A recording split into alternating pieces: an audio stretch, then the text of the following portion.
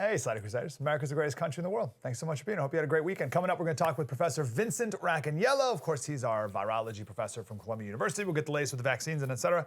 Last time we talked to you, if you remember, he said he thinks this is the end. No more spikes to come, which would be great news. So we'll see if we still think that's true. And then David Harsanyi from the National Review. Always love his piece and perspective. But first, I want to share this story here.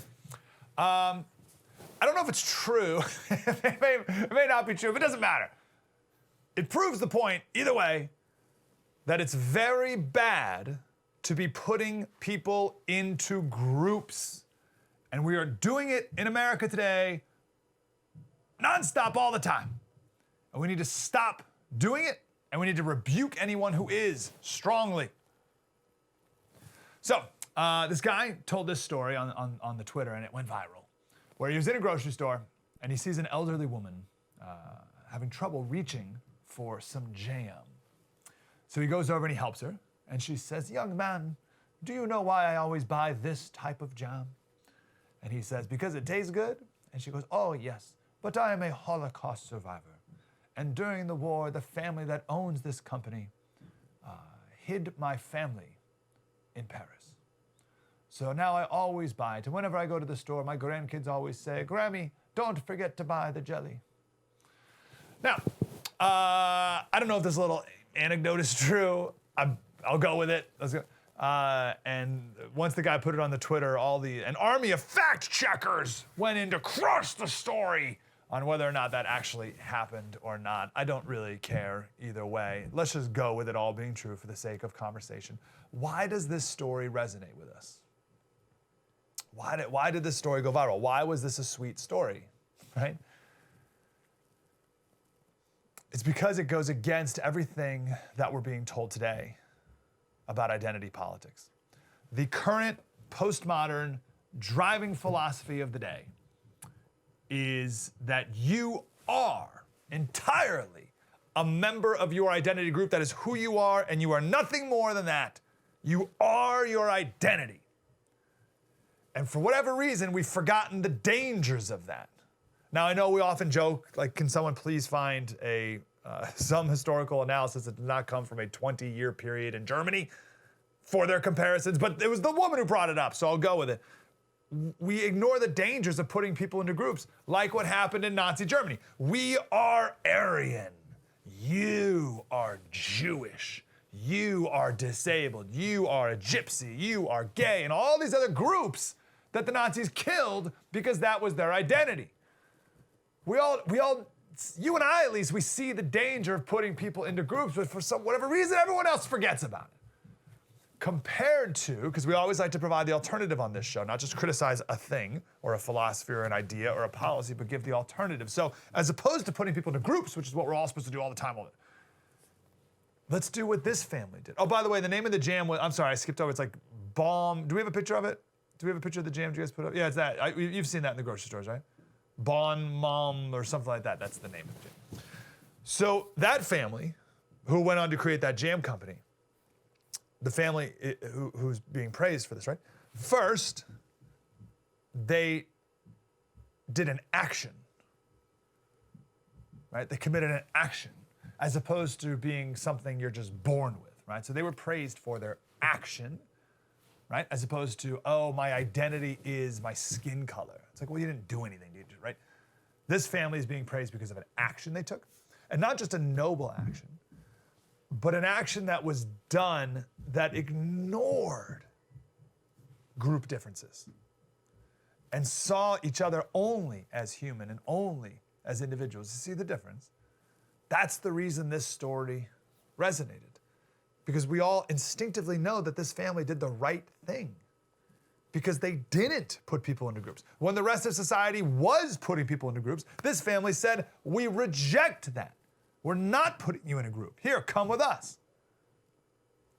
It's weird, you know, the left in America used to be the people of, oh, we're all global citizens, we're one, the human race, blah, blah, blah. And now they're the opposite. Now it's conservatives who are calling for the harmony of humanity, right?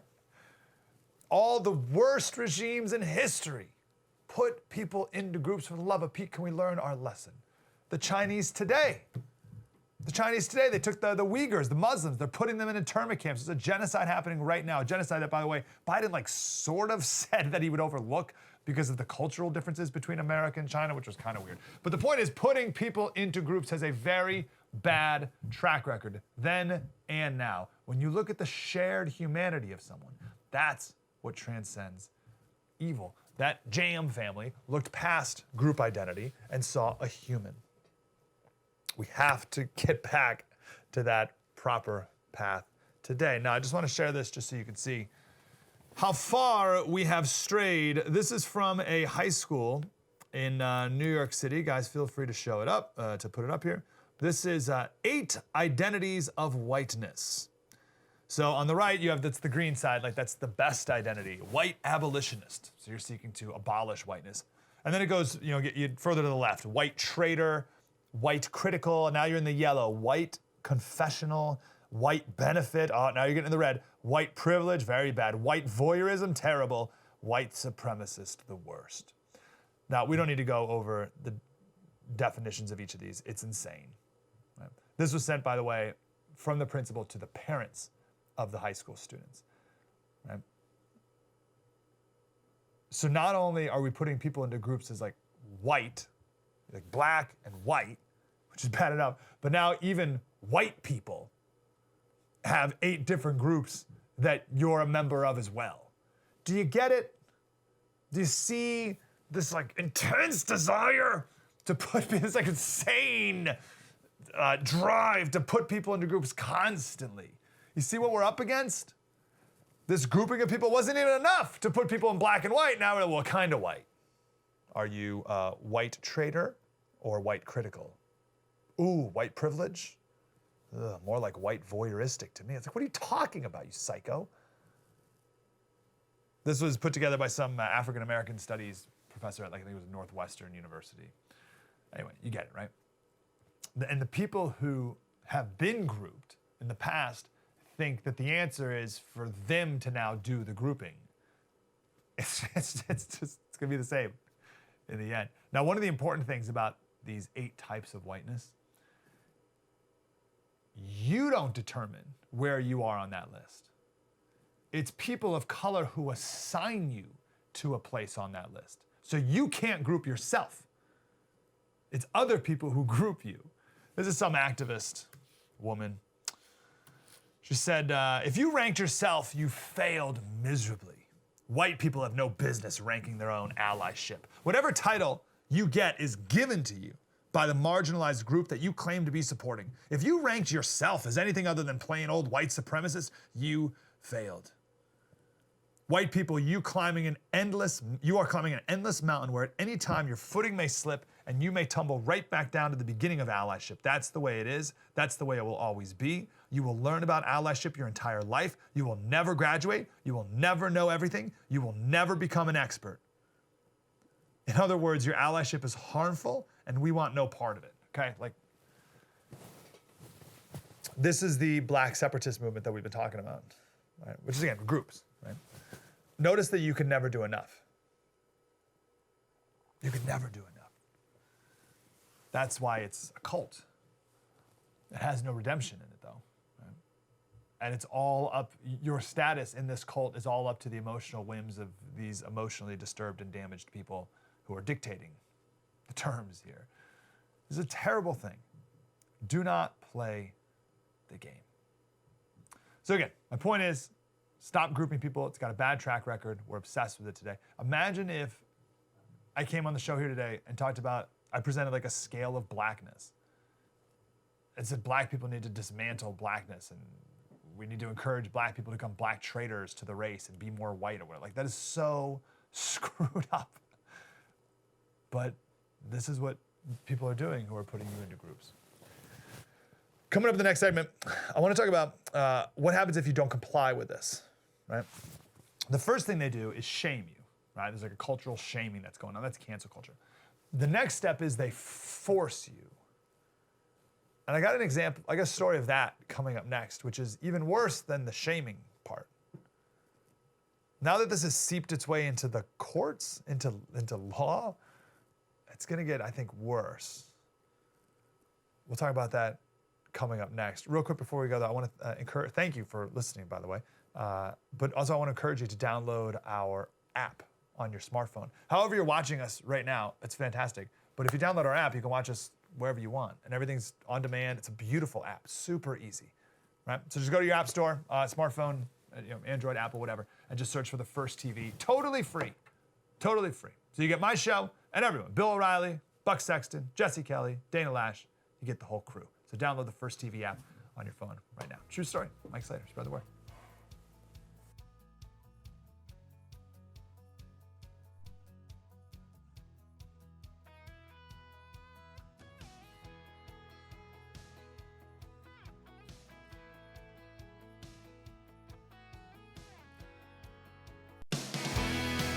Sure.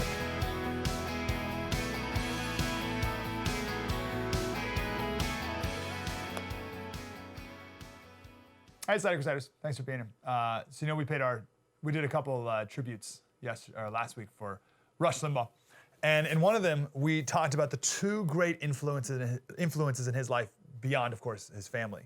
On the entertainment side, it was a shock jock, a rock station in Chicago, Larry Lujak, and that's where Rush got his bravado and his entertainment value and his humor. On the intellectual side, Rush Limbaugh's greatest influence was Bill Buckley. So we talked about that last Thursday or so. So I went out and I found a clip of Rush on Bill Buckley's TV show. So imagine what this was like for Rush Limbaugh himself, right? Rush was 12 years old when he started reading Bill Buckley's columns. And Rush said he was mesmerized. Right? And he went on later in life to just absorb everything he possibly could from his intellectual hero, Bill Buckley. And here he is now on Bill Buckley's show. This is from like 1992 or so. This is a little bit after Rush just first started to hit it huge. It's a half an hour. I had to cut it down to this 2-minute section here. My point of this segment, and the reason I chose this section to talk about here, is how the left feels they need to, and they try to, reprogram. And that's the key word, reprogram the natural instincts that exist in people. Need to reprogram it. Let me word that again. How the left feels the need to reprogram the natural instincts of people out of them. Rush and Bill are more articulate than me. Here it is. Now we're involved into trying to define what we're biologically ordained and programmed to do as being, in fact, a violation of that very nature. That's right. And that's right. And that's what feminism really has sought to do. The initiative is organically the man, isn't it? Yes. People would tend to disapprove of the woman who took the initiative in an early romance. Of course. There are the obvious exceptions, and they are legendary. But all this is a part of a culture that the extremists seek to want to corrupt, in my judgment. The idea of putting a woman at one end of a rifle with a bayonet and saying, go ahead and charge along with everybody else, offends me, and I kind of resist the notion that I ought to be responsible for externalizing the reasons why I feel them. And certain things I think I ought to be entitled to feel without being committed to formulating. Well, see, the very fact that you feel them proves that you are a sexist. And it proves that you're born that way. It proves that you must undergo deep retraining and sensitivity counseling in order to, this is the, this is, we're sending professors now to sensitivity training because they do not use the term Native American as opposed to Indian. We're in this cockamamie idea now that we've got to get rid of the surnames of sports teams because they somehow all of a sudden, after all these years, have become offensive. And I think... Like chasing the Indians out of Dartmouth. Yes, yes. Or saying the Washington Redskins football team is offensive and you got to get rid of the term Redskins and so forth. And all of a sudden, can't do the tomahawk chop. You can't do this as a fan at an Atlanta Braves baseball game without supposedly offending Native Americans. That is fanatical, isn't it? Yes. The attempt to redefine Christopher Columbus as the reason for all evil in the Western world. Yeah, and there's a section there, too, where he talks about feminism and how feminism, what it has sought to do is to reprogram what we are biologically ordained and programmed to do, male and female nature. And it's happening all around us, this reprogramming effort. And there's 3 ways that it happens. The one we're very familiar with, The second, becoming more familiar. And the third, we're just starting to begin. So the first way is culturally, cultural shaming. That's cancel culture, the whole thing that we're seeing today. That's the first way to reprogram your mind. This is Matt Walsh. He said, kids are taught to hate their whiteness. Boys are taught to hate their masculinity. Girls are taught to hate their femininity. Children of all races and both sexes are taught to hate their country. We push self-loathing onto our kids, and then we wonder why they are depressed and suicidal. On top of that, we lock them up and say, you can't go outside or you may die. Don't breathe the toxic air. Don't touch that person. Don't be too close to that person. Also, students of color, kids of color, are being taught to hate themselves and society when they're told that the entire system is stacked against you. There's nothing you can do. No matter what you do, no matter what you try, you'll never be good enough. You'll never be accepted. You'll never be successful in any way whatsoever. You will only and always be a victim. What a horrific thing to do to a child. Kids are also taught to distrust their parents, hate their ancestors, reject their history, even criticize humanity itself as a cancer that's destroying the planet. Isn't that insane? Think about it. It's like, oh, humans ruining the planet. We're taught to hate ourselves, our parents, each other, and humanity itself. This is all against our natural instincts. There's a ton in that Rush clip to talk about, but again, I want to focus on this idea of reprogramming. So the first way to reprogram is shaming, right? Culturally. Cultural reprogramming. You see it, I'm trying to think what example to give. There's a ton. I'll tell you this, there's a million examples. The writers behind Modern Family, okay? The intent of that show was to normalize homosexuality. That's it. They'll tell you that. Right? So you have these cultural reprogramming efforts going on. If you put your kids in front of the TV or YouTube or iPad or whatever, or a video game, you're letting someone else raise your child. You're outsourcing it. You're letting someone else raise your child for you. And the people who are doing it hate you. The people who are reprogramming your children through these cultural influences, they hate you, they hate your worldview. It's a big problem. Okay? So that's the first thing, cancel culture. We're more familiar with that. Something that we're becoming more familiar with is these diversity, inclusion, and equity seminars at schools and at workplaces. Right? Coca-Cola had one the other day, and someone sent out screenshots of it, and one of the big captions, it said, "Try to be less white." Okay, try to be less white, right?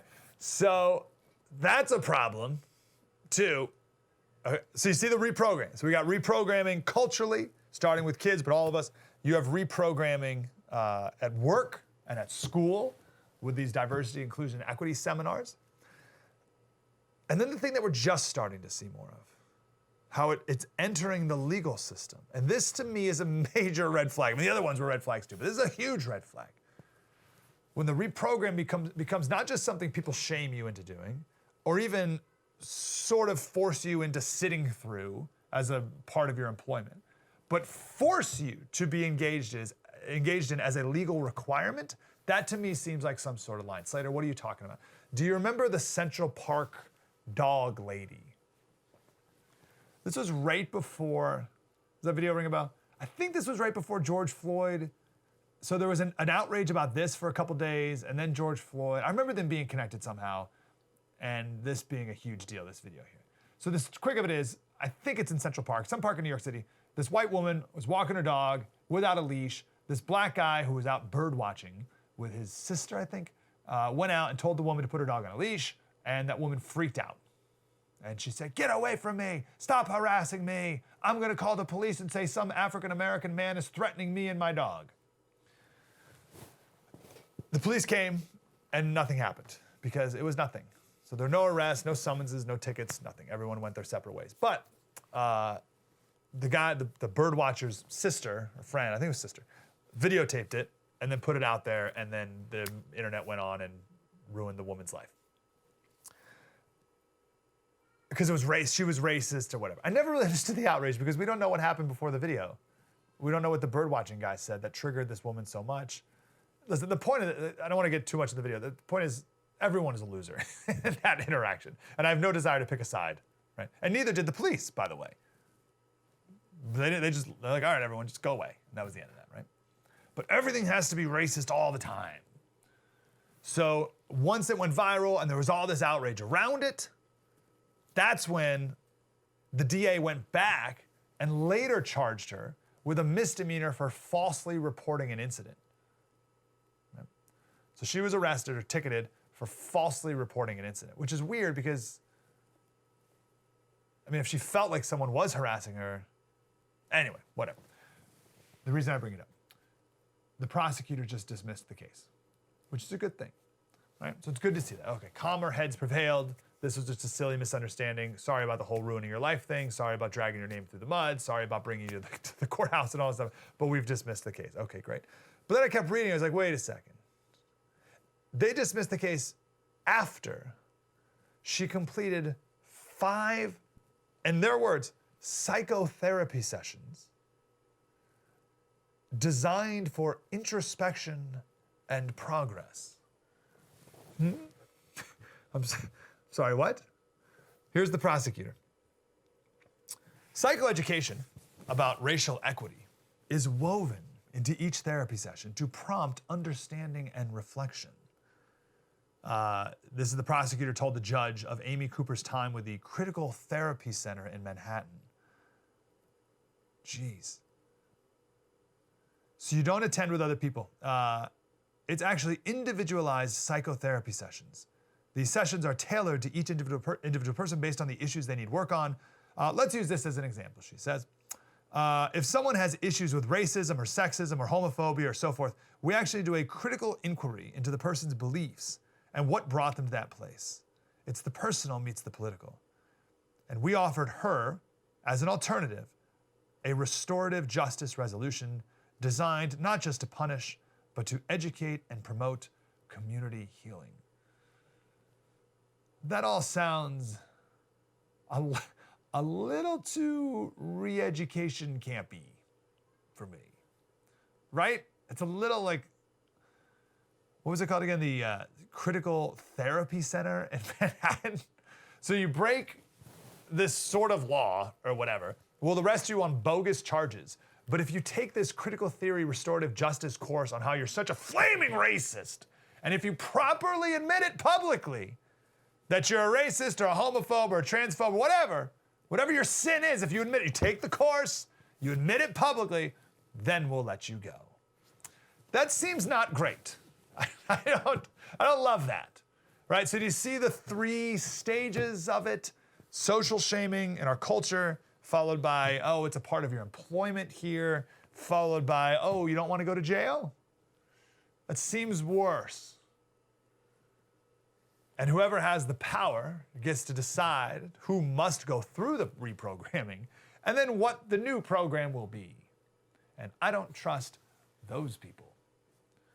Professor Vincent Racaniello coming up next. We'll talk about the latest with vaccines. True story, Mike Slater. Spread the word.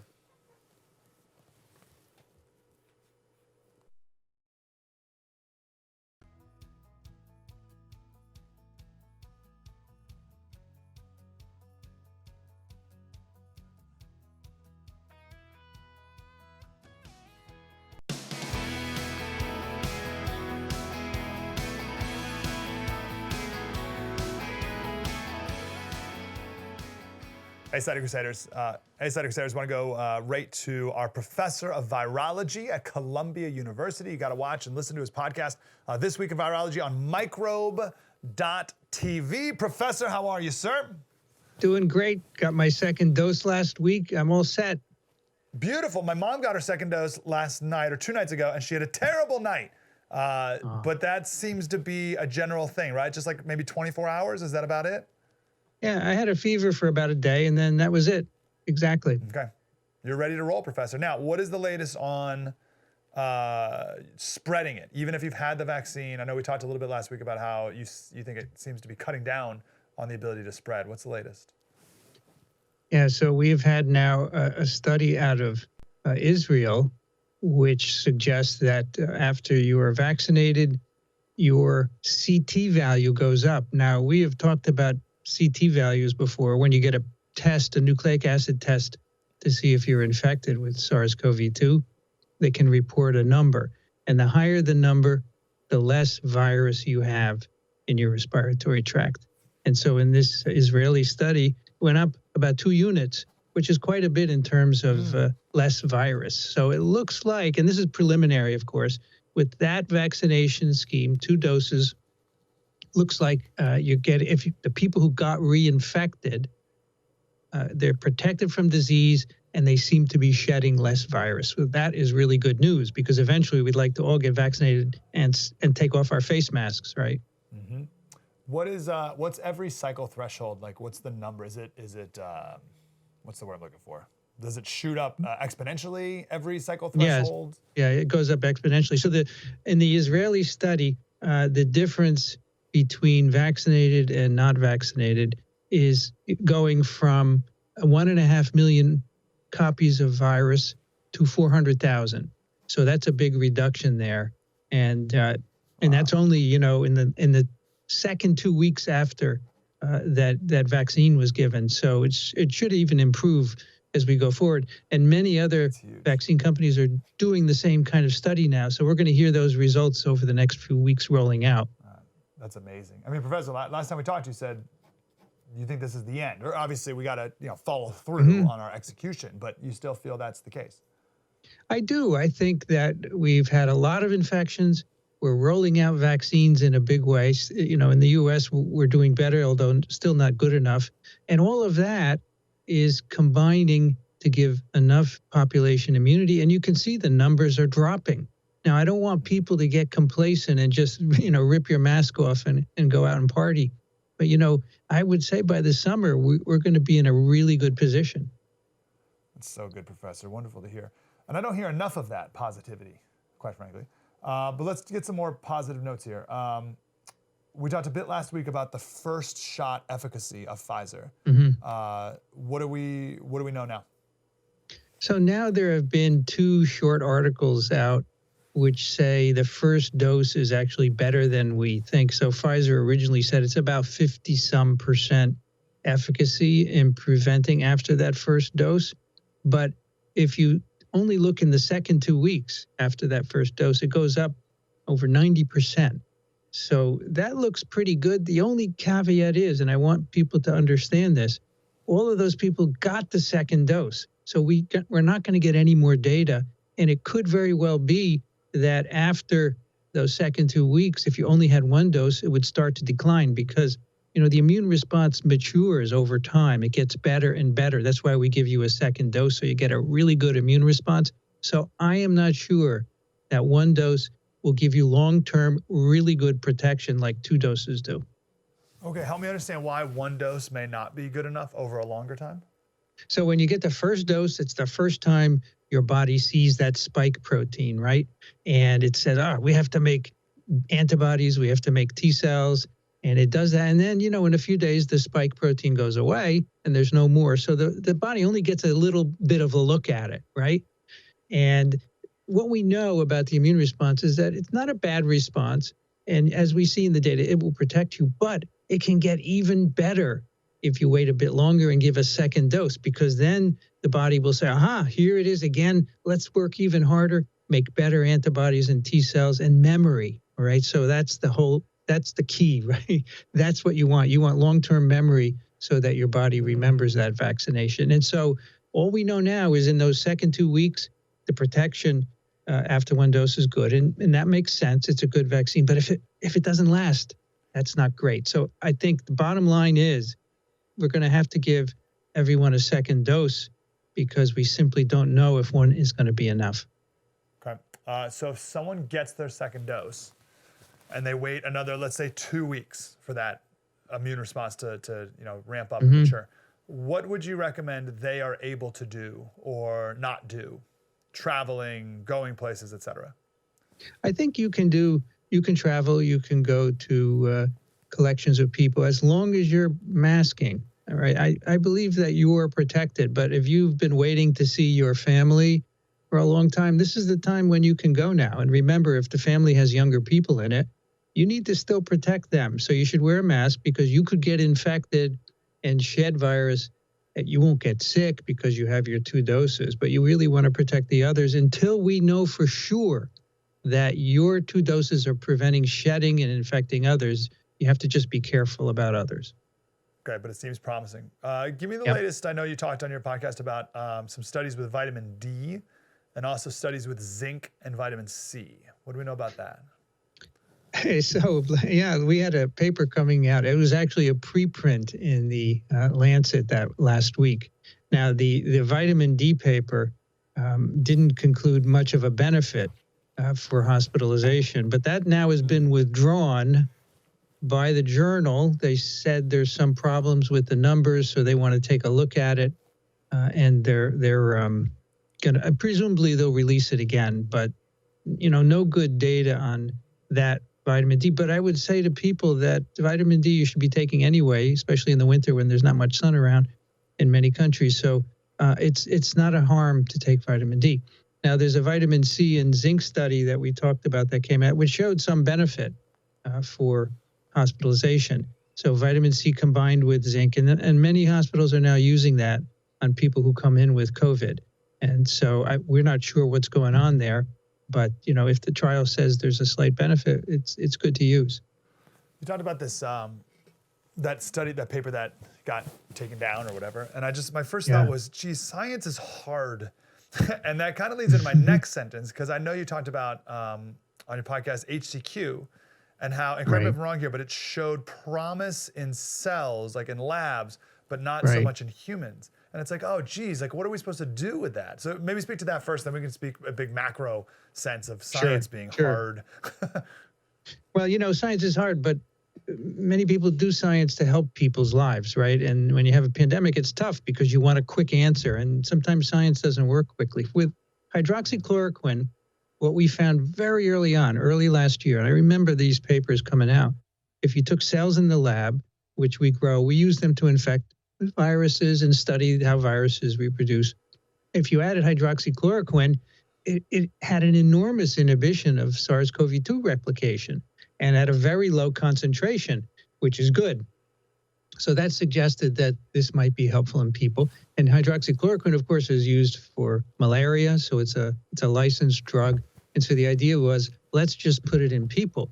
And so a lot of people started taking it before we did human studies. And it turns out that it didn't help in people. And we now know the reason why, because the cells are very different from your lung cells where the virus is getting in. And there's another way that the virus enters those cells in your lung, which is not blocked at all by hydroxychloroquine, whereas in the cells in culture, the virus got in only one way into those cells, and that way was blocked by hydroxychloroquine. So that makes perfect sense now. We now understand why that didn't work in people. Wow. Now, so what I'm saying is in your lung, there are 2 ways for the virus to get in, and only one is blocked by hydroxychloroquine. The other way can be blocked also, and an interesting question would be if you combine the 2, would that help? But I'm not sure that those are ongoing right now. What kind of cells did they have in a laboratory that were not the same as lung cells? Yeah, well, that's a great question because the cells they were using were kidney cells from vervet monkeys. And I said back then, these are not the cells to look at. These cells are great for growing lots of virus, but let's look at a relevant cell, a lung cell in culture. And the people who did that experiment didn't do that. And that's really the end game of this story. You need to use the right cells if you want to make conclusions that are relevant to people. So use lung cells. We have them. We can grow them in the lab. And we know that in lung cells, hydroxychloroquine does not inhibit. Professor, I hate to be like the jerk here. That seems pretty common sense. You know what I mean? I feel like if I walked into the laboratory, I would know nothing about anything. But if they said, "Oh, we're doing these kidney cells," I'd be like, "Lung cells? Should we not be doing? What's the reason for that oversight?" Well, so people sometimes do not think about the cells that they're working with in the relationship to human disease. And many people, the problem is that in this pandemic, many people have entered the field of virology without really having worked in it before, okay? And so they don't understand this, although Mike, I guess it means you should be a virologist because you get this. Well, but you need to. I've had a year of mentorship from the best. That's the only reason I pretend that I would be able to know that difference. But let's be real, I wouldn't. Professor, we have to run, sir. It's wonderful to talk to you. As always, microbe.tv, and everyone can watch the professor's podcast. So in the big story here, professors, you're encouraged. I am very positive, and I think it's gone really well. And, don't listen to the doomsday you hear in the news, okay? It's going really well, and we're going to be okay. And looking forward to next week, Mike. Let me say one last thing, Professor. I said we had to go, but I lied. When I tell people what you think about things, right? I was like, oh, the professor thinks good news, and whatever. I have to frame it as like, oh, and the professor's not some like denier, COVID denier, crazy, like it's all fake, right? I have to like frame it that way. So the fact that you think it's good news is really good. How do you describe how you feel about COVID, right? Does that make sense? Like, it's a thing, it's X bad, but how do you describe where you are on the spectrum of COVID? I'm a virologist, right? For 40 years, I've been studying viruses. So I look at the data and I come to conclusions. Early on, I was pretty negative. I didn't think we'd have a vaccine until this summer. So that's based on my experience. But now I look at the data. I think the vaccines look great. I think we're doing a good job controlling it. So, I am not interested in making news. I'm not interested in making money. I just want to tell people the truth and what I think as an experienced virologist. So that's where I'm coming from. A scientific mind. Grateful for it. Thank you, Professor. We'll do it again. Bye-bye. Microbe.tv. All right, one of our favorites, Harsani, coming up next. True story. Mike Slater, spread the word.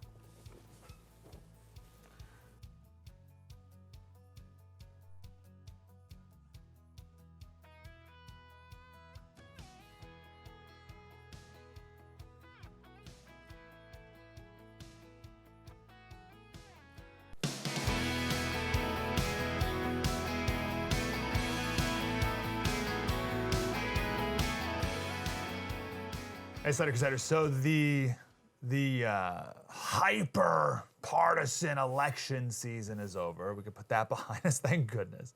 And now we're in the era of unity and healing, right? But that's been looking a lot like submission. Like you must submit so that we can unify. And it's like, wait a second. So how do we do this moving forward? How do we operate? And I'm just super grateful for David Harsani always. I feel like he's like my sage mentor of perspective and peace. Author of many books, First Freedom, A Ride Through America's Enduring History with the Gun. Mr. Mr. Harsani, here to give us some perspective and peace. How are you, sir? I'm well. Thank you for having me. And thank you for those kind words. Yeah, you do that every time you're here, and I'm grateful for it. So let's talk about it like on a personal level. How do broken families and broken friendships reunite when it feels like, or we're told, / maybe it's true, that we have very, very different worldviews?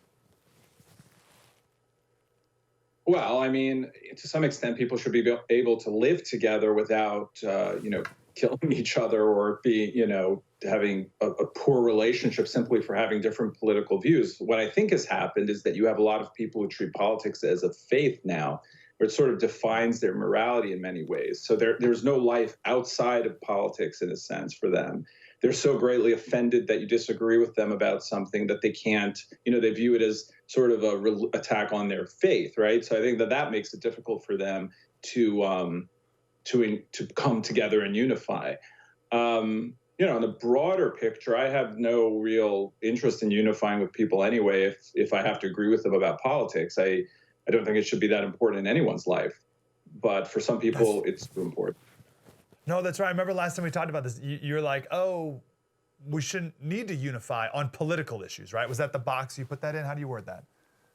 Yeah, I mean, politics is meant for us to disagree. That's where we go to argue about how we run the country and how we run our communities. How else are we going to do it? The only places you have unified politics is North Korea and China. I mean, the whole point of politics is to argue about things and come to if you can, a consensus agreement. If not, move forward. When people say unify, especially on the left, frankly, they mean that you should just do what we want. It's not like let's unify and ban abortion. It's let's unify and have single payer healthcare plans. Let's unify and deregulate gun rights, right? I mean, it's never that. It's always going in one direction. So what's a conservative to do in that environment? Especially when there's like this cultural pressure to unify and also like to be nice. Do you feel that pressure? I don't feel any pressure to do that, nor should anyone else. You should always be nice, right? But I don't feel any pressure to agree with people. Now, listen, I get that some folks, I'm lucky. I have a job where I get to give my opinion and I don't have to worry about being fired over it. So you have people who work in places where they don't feel free to speak their mind because they may lose their job or lose their friends. And that speaks poorly of our society, I think. But in general, I don't feel any pressure to do that. I don't feel... What about the person who would say, we don't just disagree on policy anymore, like higher taxes, lower taxes. These are deep moral worldview issues that we're disagreeing with. And you're evil and wrong. How do we handle that? Well, I put it this way. Listen, I think that I'm very pro-life, right? I think that it's an incredibly important issue for me. But for the majority of people who are pro-choice, I don't think that they're evil. I think that they're misguided and that they don't understand the full issue. And I am perfectly happy to discuss it with them and try to convince them otherwise. I think we've lost, especially again on the left, it's not about persuasion anymore for them. It's about shutting you down. They don't try to persuade people that they're wrong about an issue. They just call you a racist and want to kick you off of Twitter so you can't speak anymore. So I think that you can view people, or most people, some people I think are genuinely evil, but I think most people are not. They're just misguided or have a different worldview, and you do your best to try to convince them. It doesn't mean that you should surrender to their framing of every issue. I think that's a big problem for conservatives, but certainly I don't think that, I just think you can have conversations about these things or arguments. We don't always have to be nice. I was talking to a friend the other day who hates Trump. And he was making the claim that Trump is like the worst person to have ever walked the face of the planet. He's terrible, awful, horrible. And how dare you have ever said anything potentially that could even be conceived as nice about him and all these words. And my thought on Trump is I try to look at him as a bit player, maybe even I think will be a footnote in the grand history of leaders. And if you're talking about like horrible people, I don't think he even like makes the top, 1,000 list or whatever. Where do you put Trump in the grand historical arch of history? Of all history? He's a one-term president, and he did some good things, and he had a very aggressive, sometimes, very aggressive rhetorical style that I didn't particularly like sometimes. I think his post-election behavior was not, was damaging. But overall, I mean, historically, I think he's an interesting figure for a bunch of reasons. I don't think that he's just one of the presidents. We take presidents too serious. I mean, we treat them like kings now. Obama from 2010 on did nothing. There was not a single reform he passed. He did nothing. He passed some executive orders that were quickly overturned by Trump. Now Trump is president. He didn't do very much either, frankly. I mean, he did some things I like. Don't get me wrong, the Supreme Court, things like that. But Republicans didn't pass any great reform. We get all hysterical about these things, but because it's turned into this moral, cultural issue, it's not about policy anymore. Like, it doesn't matter. How can I say this? I'm not going to convince anyone to vote for Trump because of his policies, and you probably won't convince many people to vote for Biden over his policies. This is now a made culture war in the United States. People view it in different ways, religious, not religious, capitalistic, socialistic, things like that. And the specifics don't, I think, matter as much as they used to, at least when I was growing up, where you had Reagan could convince the whole country just to sort of make a U-turn, in 1980, or even Obama, in a way, could convince the country to make a U-turn. I hate I'm only leaving you 2 minutes for this, but I think one way to like calm everything down is to get some historical perspective on some actual insurrections or tragedies or tyrannies and poverties. Tell me the quick of your history, and we'll have to do the rest of it another day, but what's the perspective you have? about this insurrection at the From Capitol? Hungary. From Hungary specifically, your family coming from a communist country. Listen, my argument for a long time has been we act like we're living in the worst, most tumultuous time of ever in history, and it's exactly the opposite. We are healthier, we're living longer, except for, obviously COVID has changed that a bit, but in the long run, we're still doing better.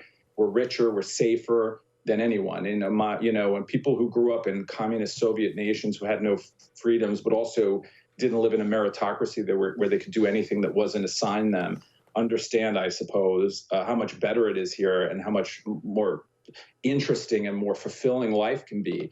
Now, I can't speak for people's souls, but I can speak by any quantifiable measure that things are better. Now, it's weird that as things get better, people seem to be more distraught. They seem to think that things are worse. I don't know I can't understand the psychology of that. But the idea that we're comparing what's going on to Nazi Germany, or we're constantly, and the left again does this, constantly using, the big lie or other Holocaust-related terminology to explain what's going on today, it just demeans the life of those people who, the lives lost during that time. And it helps us not appreciate what we're living in now. David, I hate we got to run. First Freedom, go buy the book and check them out at National Review. David Arsani, always a pleasure to talk to you, sir. Thank you. Thank you. Seriously, he de-escalates everything, and I love it. We need it in this country, right? True story. Mike Slater. Do it again tomorrow. Have a great day. Spread the word.